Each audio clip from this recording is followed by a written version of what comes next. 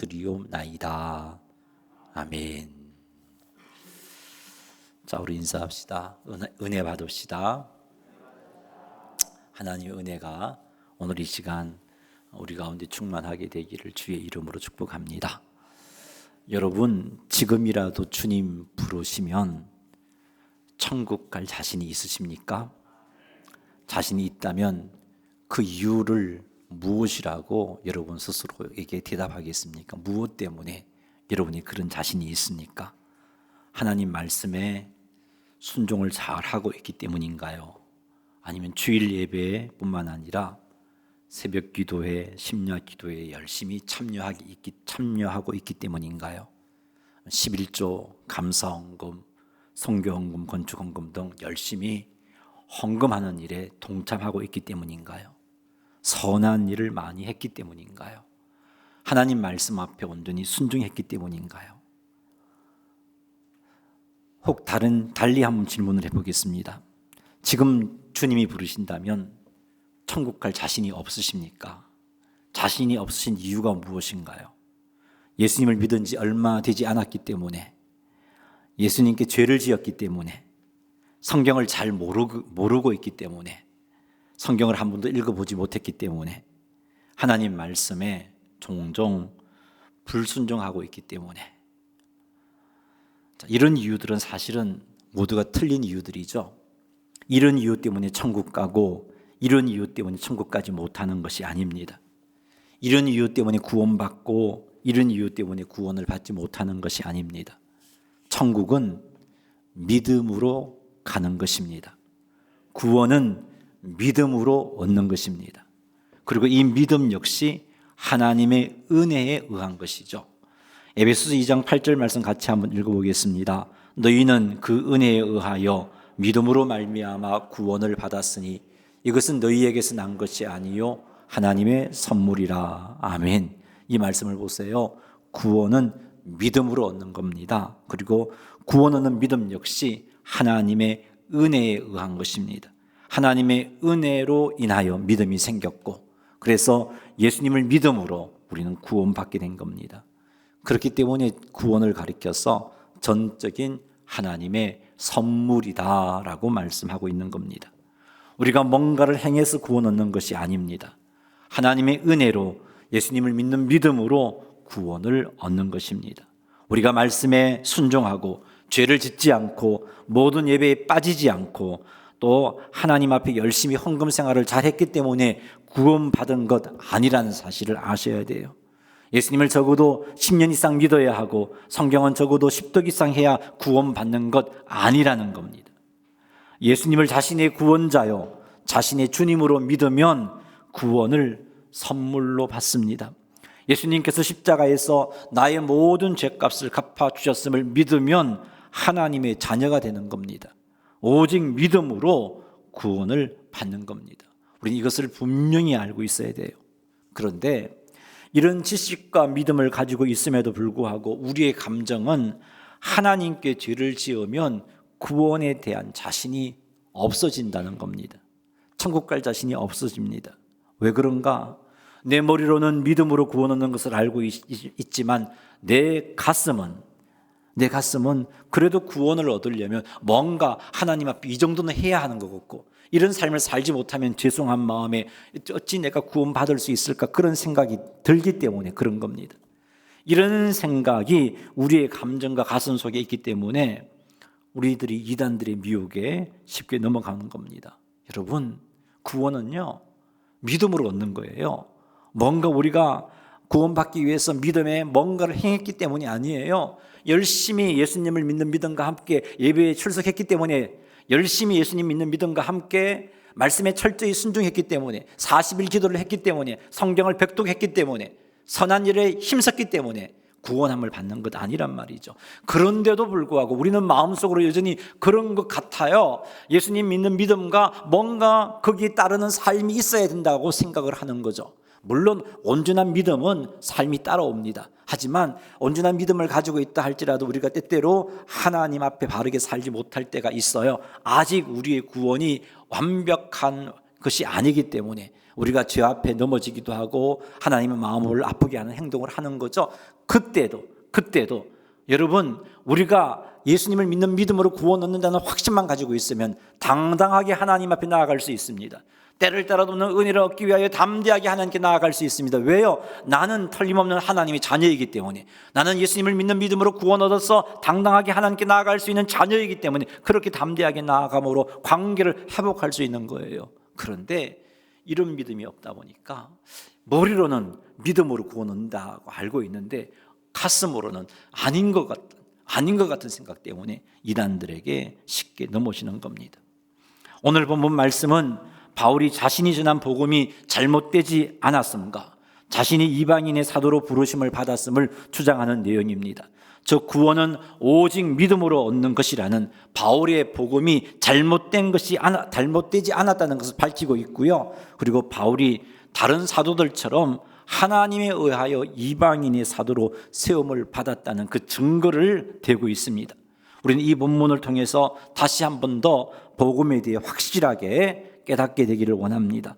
지식뿐만 아니라 우리의 감정과 의지까지도 구원은 오직 예수님을 믿는 믿음으로 얻는 것임을 확신하게 되시기를 주님의 이름으로 축원합니다.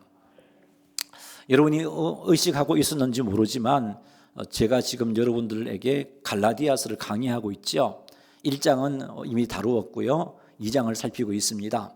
갈라디아서는 핵심 주제가 오직 믿음으로입니다. 그래서 쭉 달아서 강의하면은 그 소리가 같고 또 목사님 같은 이야기 하시네 그럴 것 같아서 전하는 저도 좀 힘들 것 같고 듣는 여러분도 힘들 것 같아서 중간에 좀 벌려서 갈라디아서를 강의는 하지만 사이사이 다른 말씀을 전하고 있습니다. 그렇게 이해를 하면서 여러분들이 갈라디아서를 종종 읽어보세요. 쭉쭉 읽어오시면 나중에 이 강의가 마쳐졌을 때 여러분 스스로 갈라디아서를 읽을 때 그 말씀이 풍성해질 거고 깨달아질 겁니다. 오늘도 계속해서 2장 말씀을 살피겠습니다. 자, 먼저 바울은 자신이 전한 복음을 사도들에게 제시를 했고 사도들도 그 복음을 인정했음을 밝히고 있습니다. 오늘 본문의 내용입니다. 2장 1절 말씀 읽어보겠습니다. 14년 후에 내가 바나바와 함께 디도를 데리고 다시 예루살렘에 올라갔나니. 아멘. 자, 이 말씀은 그전에 바울이 예루살렘에 올라갔다는 그 말이죠. 다시 올라갔다는 말이니까. 그런데 그전에 언제 올라갔는가? 물론 바울이 예루살렘에 총 5번 올라갑니다. 5번 올라가는데 갈라디아에서 지금 말씀하고 있는 그 기준은 1장 18절 말씀을 보면은 바울이 회심한 지 3년 만에 게바를 만나려고 예루살렘으로 올라갔다라는 기록이 있죠. 예루살렘에 올라갔다가 어떤 일이 있어서 그 일이 구체적으로 어떤 일인지 언급하고 있지 않기 때문에 모르겠지만 어떤 일이 있어서 15일 정도만 예루살렘에 머물렀다가 예루살렘을 떠나게 되었어요. 그때로부터 14년이 지난 뒤에 바울이 바나바와 디도와 함께 다시 예루살렘으로 올라갔습니다.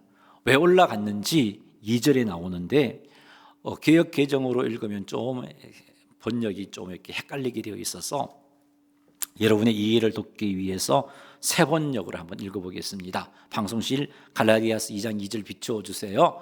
같이 한번 읽어보겠습니다. 내가 거기에 올라간 것은 계시를 따른 것이었습니다. 나는 이방 사람들에게 전하는 복음을 그들에게 설명하고 유명한 사람들에게는 따로 설명하였습니다. 그것은 내가 달리고 있는 일이나 지금까지 달린 일이 헛되지 않게 하려고 한 것입니다. 아멘. 자, 이 말씀에 의하면 바울이 예루살렘으로 올라간 이유는요, 하나님의 계시 때문이었어요. 자기 생각에 자기 계획으로 예루살렘에 올라간 것이 아니었습니다. 하나님의 계시를 따라 하나님의 인도를 따라 올라갔습니다. 계시의 방법은 오늘 본문이 언급이 되지 않았어요. 하나님께서 친히 말씀해 주셨는지, 하나님 말씀을 묵상하는 가운데 깨달음을 주셨는지, 기도하는 중에 감동을 주셨는지 간에 분명한 것은 계시에 의해서 바울이 예루살렘으로 올라갔다는 겁니다. 하나님께서 바울에게 예루살렘에 올라가서 바울이 이방 지역에서 전한 그 복음을 예루살렘 공회 앞에 제시하라고 말씀하고 계시는 겁니다. 그리고 예루살렘 교회의 유명한 자들, 예루살렘 교회 영적 리더들에게 복음을 제시하라고 그렇게 말씀하셨기 때문입니다. 그래서 바울은 예루살렘으로 올라갔습니다. 올라가서 먼저 이방 사람들에게 자기가 열심히 전했던 그 복음의 내용을 예루살렘 공회에다가 설명을 했습니다. 그리고 나서 유명한 사람들 베드로와 야고보와 요한과 같은 예루살렘 교회 영적 리더들에게 개인적으로 만나서 그 복음을 설명을 했습니다. 이렇게 한 목적은요, 바울이 달리고 있는 일이나 지금까지 달린 일이 헛되지 않게 하기 위해서였다라고 밝히고 있습니다. 즉 바울이 지금까지 이방인들에게 복음을 열심히 전했는데 지금도 그 복음을 전하고 있는데 그 복음 전하는 것이 헛된 것이 되지 않도록 하기 위해서 복음을 들고 예루살렘 교회에 가서 제시했다라고 밝히고 있습니다. 유대 율법주의자들은요, 바울이 전한 복음만으로는 구원을 얻을 수 없다라고 성도들을 미혹했습니다. 바울이 전한 복음은 바울이 예전에 사도들에게서 배운 것인데 제대로 배운 게 아니고 배워놓고서 그 중에 일부는 제해버리고 사람들의 인기를 얻기 위해서 사람들의 인기를 끌기 위해서 그렇게 제함으로 복음을 전했다라고 미혹을 했던 거죠. 이런 미혹에 속아서 갈라디아 교회 성도들 중에는 구원 받으려면 바울의 복음 갖고는 되지 않구나, 할례를 행해야겠구나 하는 생각을 하게 되었어요. 그래서 할례를 받는 자들이 생겨난 겁니다. 이런 상황 가운데 가만히 두었다가는 바울의 복음이 잘못될 것이라는 생각을 한 거죠. 이렇게 되면 지금까지 헌신했던 헌신들이 물거품이 되고 말 것이기 때문에 바울이 그렇게 예루살렘 교회로 복음을 가지고 올라간 것입니다. 그래서 바울은 예루살렘 공회 앞에서 이방인들에게 자기가 전했던 그 복음의 내용을 제시하였고 뿐만 아니라 베드로와 요한과 야고보와 같은 예루살렘 영적 리더들에게 개인적으로도 복음을 설명했던 겁니다. 오늘 본문에서는 바울이 제시한 복음을 듣고 예루살렘 공회와 예루살렘 교회 지도자들이 그래 바울이 전한 복음이 맞다라고 구체적으로 맞다라는 표현은 없어요. 그렇게 인정해 주는 표현은 없습니다만 한 사건이 있습니다. 그 사건이 바울이 전한 복음이 맞다라고 인정해 주는 사건이에요. 그 사건이 3절에 나오는데 3절도 번역이 여러분 우리 기역개정으로 보면 흐름이 잘 이어지지 않아요. 세 번역을 한번 읽어보겠습니다. 같이 한번 읽어보죠. 나와 함께 있는 디도는 그리스 사람이지만 할례를 강요받지 않았습니다. 계속 좀 띄워주세요. 여기 디도는 그리스 사람이다라는 말은 이방인이다라는 말이에요. 그러니까 이방인이다라는 말은 할례 받지 못한 사람이다라는 거죠. 근데 나와 함께 있는 디도가 이방인이었음에도 불구하고 할례를 강요받지 않았다는 겁니다. 누구에 의해서? 예루살렘 공회원에 의해서, 예루살렘에 있는 영적 리더들에 의해서 디모데가 할례 받는 것을 강요받지 않았다는 겁니다. 자, 그런 의미가 2절의 말씀이에요.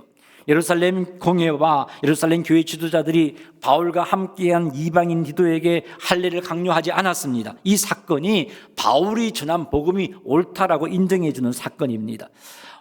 바울이 예루살렘 공회에 제시한 복음은 오직 예수님을 믿는 믿음으로 구원 얻는다는 것이었어요.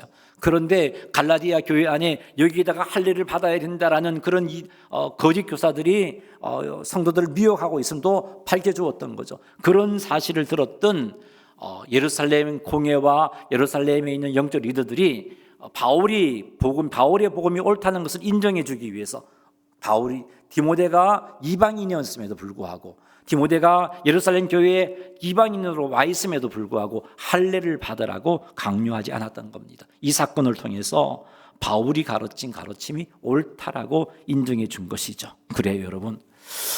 예수님을 믿음으로 구원받는다고 가르친 바울의 복음, 예수님을 믿는 믿음 외에 다른 것이 결코 필요하지 않다는 바울의 복음, 그 복음을 예루살렘 공회와 예루살렘 교회 영적 리더들은 인정해 준 겁니다. 그리고 이런 지지를 받도록 인도하신 분이 누구시죠? 하나님이시잖아요. 갈라디아서 2장 2절 한번 읽어보겠습니다. 계시를 따라 올라가 내가 이방 가운데서 전파하는 복음을 그들에게 제시하되 유력한 자들에게 사소로이 한 것은 내가 다름질하는 것이나 다름질한 것이 헛되지 않게 하려 함이라. 아멘. 바울이 예루살렘에 올라가서 바울이 전한 복음을 제시하도록 인도하시는 분이 누구죠? 하나님. 계시를 따라 올라갔다 그러잖아요. 그 결과 바울은 예루살렘 교회에서 올라가서 그가 전했던 복음을 제시했고 그 전했던 복음이 예루살렘 교회와 영적 리더들에게 지지를 받도록 한 겁니다. 하나님이 하신 거죠. 자, 이렇게 하신 것을 볼 때 예수님을 믿는 믿음으로 구원받았다는 바울의 복음, 받는다는 바울의 복음, 구원받기 위해서 예수님을 믿는 믿음 외에 필요한 것이 전혀 없다는 바울이 가르치는 복음, 이 복음은 하나님께서도 인정하는 복음이다 하는 것을 바울이 간접적으로 나타내고 있습니다. 그러니 사랑하는 성도 여러분, 예수님을 믿음으로 구원받는다는 것을 확실하게 믿으세요. 구원에는 이 믿음 외에는 필요한 것이 없어요. 오직 예수님을 믿는 믿음에 또 다른 것이 전혀 필요하지 않다는 것을 믿으시기 바랍니다. 오직 믿음으로만 구원함을 받습니다. 여기에 뭔가를 더하고자 하는 것은 예수님께서 우리의 완벽한 구원자가 되지 못한다는 거죠. 그것만으로 부족하다는 거죠. 그런 생각에 뭔가를 하려고 하는 거예요. 그런 생각에 할례를 행하려고 하는 거고, 그런 생각에 안식일을 지키려고 하고, 유월절을 지키려고 하고, 그런 생각에 이 시대의 구원자라고 말하는 이만희가 가르쳐주는 말을 들어야 구원을 받는다는 그 엉터리 같은 이야기에 미혹당하는 겁니다. 이런 믿음으로는 구원받지 못합니다. 예수님이 우리의 완벽한 구원자라는 사실을 믿으시기를 주의 이름으로 축복합니다. 기억하시기 바랍니다. 율법을 지킴이 구원의 조건이 아니에요. 이 말씀에 순종하는 것이 구원의 조건이 아니에요. 죄를 짓지 아니함이 구원의 조건이 아니에요. 예배에 빠지지 않고 철석하는 것이 구원의 조건이 아니에요.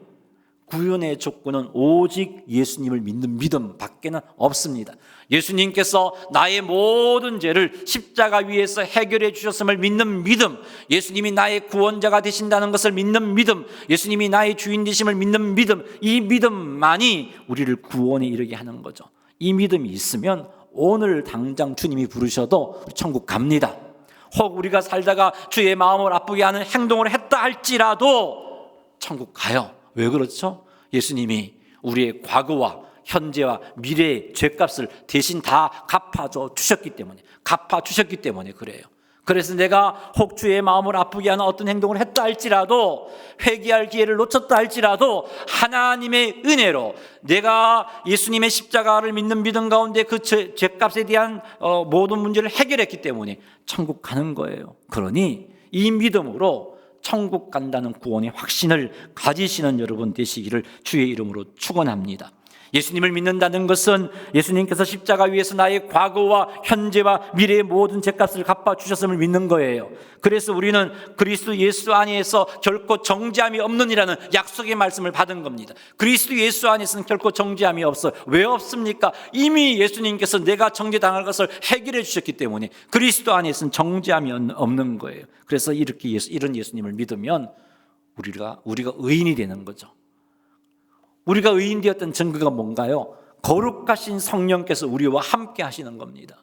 성령 하나님 거룩하신 하나님이에요. 그분이 죄인과 함께 하지 못합니다. 우리가 수준은 아직 죄인이지만 신분적으로 법적으로 의인이 되어버렸기 때문에 성령님께서 우리와 함께 하시는 겁니다. 그래서 우리가 자녀가 된 것이에요. 할렐루야. 사랑하는 성도 여러분, 이 복음을 온전히 믿으시기 바랍니다. 이 복음에 뿌리 내리시기를 주님의 이름으로 축복합니다. 3절에서 예루살렘 교회와 사도들이 이방인 기도에게 할례를 강요하지 않는 그것으로 말미암아 바울의 복음이 옳다라고 인정해 주었어요. 그런데 4절 말씀을 보면은 또다시 예루살렘 교회가 이방인 기도에게 할례를 강요하지 않는 이유가 또 하나 나오죠. 4절 말씀 읽어보겠습니다. 이는 가만히 들어온 거짓 형제들 때문이라. 그들이 가만히 들어온 것은 그리스도 예수 안에서 우리가 가진 자유를 엿보고 우리를 종으로 삼고자 함이로되. 아멘. 여기 가만히 들어온 거짓 형제들은 예루살렘 교회에 들어온 거짓 형제들이에요. 지금 예루살렘 공회가, 예루살렘의 영적 리더가 이방인 디도, 할례 받지 않는 디도에게 할례를 강요하지 않았잖아요. 공회 앞에서 그렇게 하지 않았어요. 왜 그렇게 하지 않았느냐? 그 이유가 이는 4절이 나오죠. 가만히 들어온 거짓 형제들 때문에. 그들이 할례를 받아야 구원 얻을 수 있다라고 그 소문들을, 옳지 못한 이야기들을 예루살렘 교회 안에서 퍼뜨리고 있었기 때문입니다. 그들 때문에 예루살렘 공회는, 그리고 예루살렘 교회 영적 리더는 디도에게 할례를 강요하지 않았던 것이에요.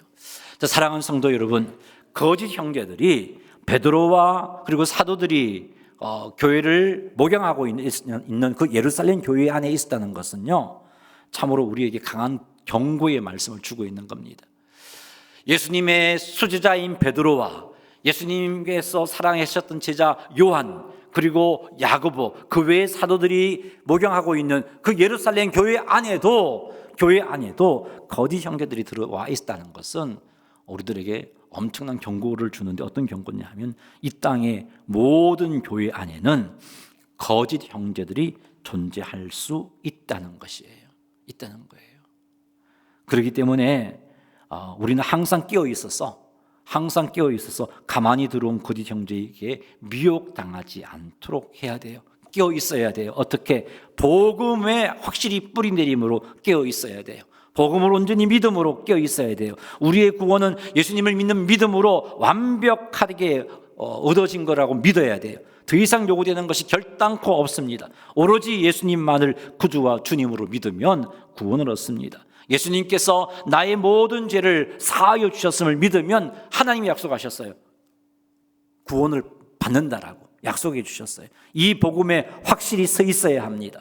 이 복음에 확실히 서 있으면 신천지가 칭하는 이 시대의 구원자 이만희가 전하는 말씀을 듣고 배워야 구원 얻는다는 말을 들을 때 정말 그런가? 이렇게 흔들리지 않는단 말이에요. 안식일을 지켜야 하고 6월절을 지켜야 구원 얻는다는 안산홍 하나님의 교회, 그 말에 흔들리지 않을 수 있단 말이에요. 안식교회에도 흔들리지 않을 수 있단 말이에요. 믿음에다 뭔가를 더하고자 하는 모든 시도들이 가짜 복음이라는 것을 확신할 수 있는 겁니다. 거짓 형제가 가만히 들어온 목적이 있어요. 그 목적은요, 그리스도 예수 안에서 우리가 가진 자유를 빼앗고 우리를 종으로 삼고자 함입니다. 모든 그리스도인들은 그리스도 예수 안에서 죄와 사망의 법에서 자유함을 얻었습니다. 그런데 가만히 들어온 거짓 형제들은 우리를 다시 죄와 사망의 법에 올가매려고 하는 거죠. 할례를 행함으로 구원을 받을 수 있다는 그 말을 듣고 할례를 행하면 할례뿐만 아니라 또 다른 율법도 지켜야 된다라고, 그래야 구원을 얻을 수 있다라고 주장합니다. 그런데 우리의 능력으로는요, 율법을 지킬 능력이 없어요. 만일 우리의 능력으로 율법을 지킬 수 있다면 예수님이 십자가를 지지 않았어요. 그 일 하지 않았을 거예요. 강하게 우리들에게 도전하셨을 겁니다. 율법을 지켜라, 율법을 지켜서 구원을 얻으라 라고 그렇게 성경은 말했을 거예요. 창세기부터 계시록까지 그 말씀을 하셨을 것이고, 율법을 지키지 않는 자들은 다 멸망받을 것이라고 말씀하셨을 거예요. 그런데 성경은 그렇게 말씀하고 있지 않습니다. 왜냐하면 우리는 율법을 지킬 수 없는 존재이기 때문에, 율법 앞에서는 내가 죄인이구나 그것이 깨달아져요. 바울이 율법을 지킴으로 의인되고자 얼마나 애썼던 인물인가요? 그런데 그가 율법을 지키려고 애를 쓰면 애 쓸수록 탄식한 탄식이, 오호라 나는 공고한 사람이로다, 이 사망의 몸에서 누가 나를 건져내랴 탄식했습니다. 안 되니까, 해보니까 안 되더라는 거죠. 열심히 율법을 지켜서 하나님 앞에 의인 되려고 노력하고 수고해보았지만 번번이 죄인으로 밖에 드러나지 않더라는 거죠. 나는 죄인이구나. 율법의 기능이 이런 거예요. 우리들이 죄인인 것을 드러내줍니다. 그리고는 나에게는 하나님의 은혜가 전적으로 필요하다 하며 하나님을 바라보게 만드는 것이 율법의 기능이에요. 그런 율법을 가지고 구원 얻으려고 하니까 정죄감만 쌓입니다. 그러니 무거운 짐만 쌓이고 죄의 짐만 깊어가고 신음하게 되는 겁니다. 사단의 미혹 가운데 우리를 그리스도 예수 안에서 누렸던 죄와 사망의 법에서 자유한 은혜들을 놓쳐버리고 다시 죄와 사망의 법에 얽매이도록 하려고 거짓 형제들이 교회 안으로 침투한 것입니다. 그래서 바울과 바나바는 한순간도 거짓 형제들이 굴복하지 않았음을 밝히고 있습니다. 5절 말씀 읽어보겠습니다. 그들에게 우리가 한시도 복종하지 아니하였으니 이는 복음의 진리가 항상 너희 가운데 있게 하려 함이라. 한시도 복종하지 않았어요. 만일 바울이 그들과 타협해서 거짓 형제들의 요구에 복종했다면 어떻게 되겠어요? 갈라디아 교회 성도들이 맞아, 바울의 복음이 틀린 복음인가 봐. 그래서 모두가 다시 할례를 행하려고 할 것이고, 할례를 행함으로 율법에 매이게 되는 것입니다. 죄와 사망의 법에 매이게 되는 거예요. 자유를 상실하게 되는 겁니다. 다시 복음과 동떨어진 신음하는 삶을 살게 되는 것입니다. 그래서 바울이 이는 복음의 진리가 항상 너희 가운데 있게 하려고 한시도 한순간도 이단들의 속임에, 이단들의 요구에 복종하지 않았다라고 밝히고 있는 겁니다. 사랑하는 성도 여러분, 거짓 복음에 흔들리지 마시기 바랍니다. 이것에 속으면 하나님께서 주신 자유를 상실하게 됩니다. 또다시 죄와 사망의 법에 얽매이게 돼요. 여러분, 하나님 섬기는 것이 무서움이 되는 거고 두려움이 되는 거고 주님 앞에 나오면 나올수록 죄의식만 쌓이는 겁니다. 그런 신앙생활을 하게 되니까 감격이 없어요. 구원의 감격도 없습니다. 속지 마세요. 거짓 복음에 흔들리지 않으려면 복음에 확실하게 써 있어야 돼요. 구원을 선물로 받는 데는 예수님을 믿는 믿음 외에 필요한 것이 하나도 없습니다. 예수님을 나의 구원자, 나의 주님으로 믿으면 구원을 얻습니다. 예수님께서 나의 모든 죄를 해결하시기 위해서 십자가 위에서 죽으셨음을 믿으면, 예수님께서 십자가에서 죽으심으로 나의 모든 죄가 해결되었음을 믿으면 구원을 얻는 거예요. 여러분, 주님께서 우리에게 지시한 구원 너무나 쉬운 거예요. 어려운 게 아니에요. 10년 이상 예수님을 믿어야 되고 성경을 백독해야 되고 얼마나 어려운 건가요? 그런 게 아니에요. 예수님께서 우리들에게 지시한 복음은 너무나 쉬운 거예요. 예수님이 만들어 놓은 그 복음을 손을 내밀어 믿음으로 받기만 받으면 누릴 수 있는 거예요. 쉬운 복음을 우리에게 제시하셨고 천국 가게 해 주신 겁니다. 이 복음을 여러분 믿으세요. 이 복음의 뿌리를 내리세요. 흔들리지 마세요. 여러분 감정과 마음조차도 이 복음 앞에 충만해지기를 주의 이름으로 축복합니다. 이 믿음으로 우리가 의인되고, 그래서 성령 하나님 우리와 함께하고 계신 거예요. 수준은 아직 죄인이지만 법적으로 우리의 신분이 의인되었기에 거룩하신 성령께서 우리와 함께 하시고 계시는 거예요. 그리고 그 성령께서 우리를 다듬어 가십니다. 점점 신분 수준까지 거룩하여지도록 다듬어 가시는 거예요. 사랑하는 성도 여러분, 이것이 은혜입니다. 이 은혜 가운데 복음의 믿음의 뿌리를 깊게 내리시기를 주님의 이름으로 축원합니다. 사도들이 바울이 제출한 복음을 인정하였음을 밝히고 난 뒤에 바울의 복음에 그 사도들이 무엇을 더한 것이 없다라는 것도 언급해주고 있습니다. 6절 말씀 한번 읽어보겠습니다. 유력하다는 이들 중에 본래 어떤 이들이든지 내게 상관이 없으며 하나님은 사람을 외모로 취하지 아니하시나니 저 유력한 이들은 내게 의무를 더하여 준 것이 없고. 아멘. 여기서 유력한 자들이란 예루살렘 교회 영적 리더들을 의미해요. 즉 베드로, 요한, 예수님의 동생 야고보와 같은 그런 사람들입니다. 그런데 이들이 바울이 제출한 복음을 듣고 바울에게 의무를 더한 것이 없다라고 바울이 기록하고 있습니다.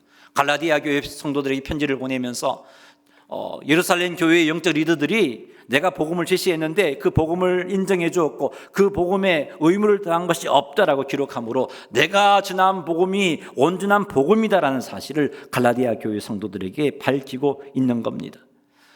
바울이 이것을 언급한 이유는 복음의 할 일을 행해야 한다는 갈라디아 교회에 침투한 거짓 형제들의 말에 미혹되지 말라는 거예요. 그것을 보탤 것이 없다는 겁니다. 바울의 이 말에 의하면 본래 어떤 이들인지 바울이 이 말을 하면서 갈로 안에 이런 말을 하고 있죠. 여러분 성경이 갈로가 있는데 본래 어떤 이들이든지 내게 상관이 없으며 하나님은 사람을 외모로 취하지 아니하시나니 이렇게 기록하고 있어요. 여러분들이 읽으면 이게 무슨 말인지 어떻게 연결되는지 참 헷갈립니다만은 일단은 바울이 6절에서 하고 싶은 말은 두 가지 말입니다. 첫째 문맥의 흐름 가운데 가장 먼저 언급한 것은 사도들이 예루살렘 교회 영적 리더들이 나의 복음에 의무를 더한 것이 없다라는 말을 한 거고, 두 번째는 그냥 부연 설명으로 그가 가지고 있던 생각들을 언급한 건데 어떤 내용이냐면은 본래 어떤 일이든지 유력한 자들이에요. 베드로든 야고보든 요한이든 간에 그들이 어떤 존재이든지 간에 나와는 아무 상관이 없다는 말이에요. 베드로는 예수님의 수제자였잖아요. 그가 수제자라 할지라도 나와 상관이 없고, 야고보는 예수님의 동생이잖아요. 그가 예수님의 동생이라 할지라도 나와 상관이 없고, 요한은 어떤 인물이면 예수님께서 사랑하는 제자였어요. 그가 예수님의 사랑함을 받는 제자라 할지라도 나와 상관이 없고, 바울은 어떤 상태였습니까? 하나님의 교회를 잔멸하고자 했던 그런 참 엄청난 죄를 지었던 죄인이잖아요. 그럼에도 불구하고 나와 상관이 없다는 그 말이에요. 왜 상관이 없냐? 우리 하나님은 외모로 사람을 취하시는 분이 아니기 때문에, 우리 하나님은 신분을 보고 사람을 취하시는 분이 아니기 때문에, 우리 하나님의 환경을 보고 사람을 취하시는 분이 아니기 때문에, 베드로가 수지자이기 때문에 사도의 사명을 주었고, 요한이 예수님의 사랑을 받는 제자였기 때문에 사도의 사명을 주었고, 야고보가 예수님의 동생이기 때문에 예루살렘 교회 장로가 되게 하셨고, 그런 게 아니라는 겁니다. 나는 그렇지 못한 존재임에도 불구하고, 나는 정말 죄인 중에 개수임에도 불구하고 그들이 나와 상관이 없는 이유는 하나님이 외모로 사람을 취하지 않기 때문에, 그래서 나는 열등감이 빠지지 않는다라는 그런 의미로서 갈로 안의 말을 하고 있는 겁니다. 그렇습니다, 여러분. 하나님은 사람을 외모로 취하지 않습니다. 우리 하나님은 좋은 신분, 좋은 가문을 보고 사람을 부르시는 분이 아니에요. 우리 하나님은 가진 부와 명예를 보고 사람을 부르시는 분이 아니에요. 우리 하나님은 사람의 외모를 보시고 사람을 부르시는 분이 아니에요. 그래서 바울이 비록 예수님을 믿는 자들을 핍박하고 교회를 잔멸하고자 했음에도 불구하고 내가 하나님께 부름을 받았다는 겁니다. 내가 사도로 부름을 받았다는 거예요. 하나님은 외모로 사람을 취하시는 분이 아니기 때문에 그것을 말하고 있는 겁니다. 그러니 사랑하는 성도 여러분, 여러분의 부족한 환경 때문에 기죽지 마세요.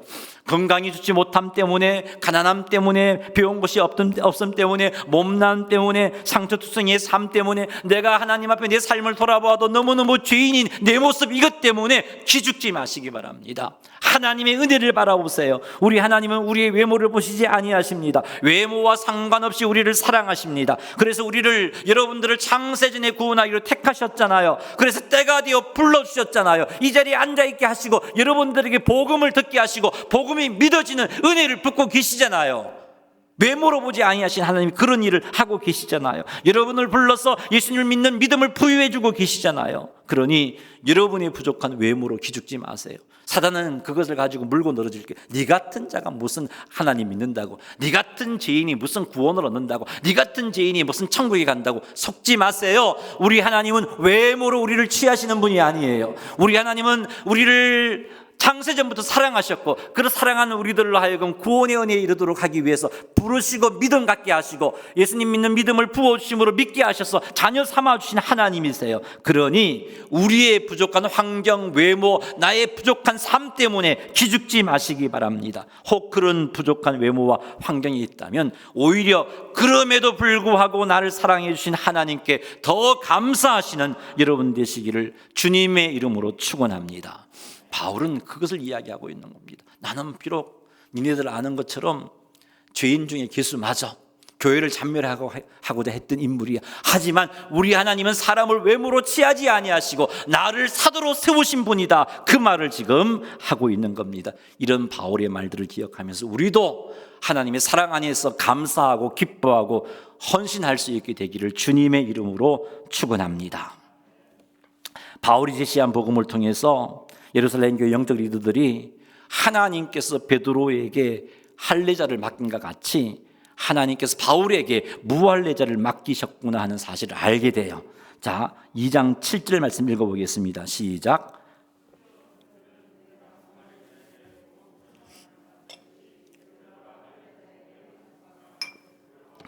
아멘.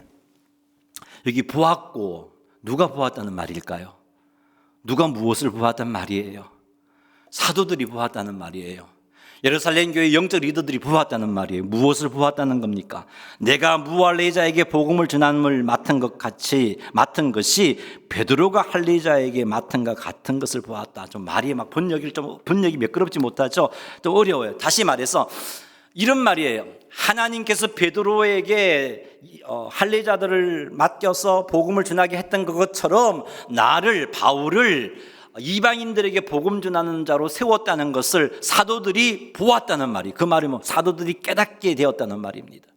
바울은 지금 그 말을 하고 있는 거죠. 갈라디아 교회 성도들에게, 자신의 사도직을 의심하고 있는 갈라디아 교회 성도들에게, 사도들도, 예루살렘 교회 사도들도 내가 이방인의 사도로 복음 전하는 자로 세워졌음을 그들도 깨달았다라고 7절에서 밝히고 있고요. 8절에서 더 분명하게 밝힙니다. 8절 말씀 읽어보겠습니다. 베드로에게 역사하사 그를 할례자의 사도로 삼으시니가 또한 내게 역사하사 나를 이방인의 사도로 삼으셨느니라. 베드로에게 역사하셔서 할례자의 사도로 삼으신 하나님께서 나에게도 역사하셔서 나를 이방인의 사도로 삼으셨다. 내가 하나님께 세움을 받은 사도다라고 바울이 밝히고 있습니다.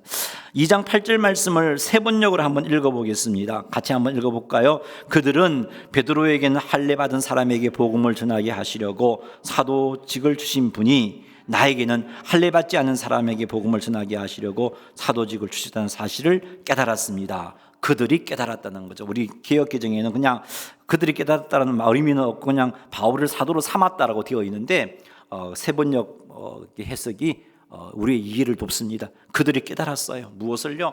베드로가 하나님에 의해서 이방인의 사도로 세워짐을 받았구나라는 사실을 예루살렘 교회 영적 리더들이 깨달았어요. 그래서 어떻게 합니까? 구절과 같은 행동을 하고 있죠. 구절 한번 읽어보겠습니다. 또 기둥같이 여기는 야고보와 게바와 요한도 내게 주신 은혜를 알므로.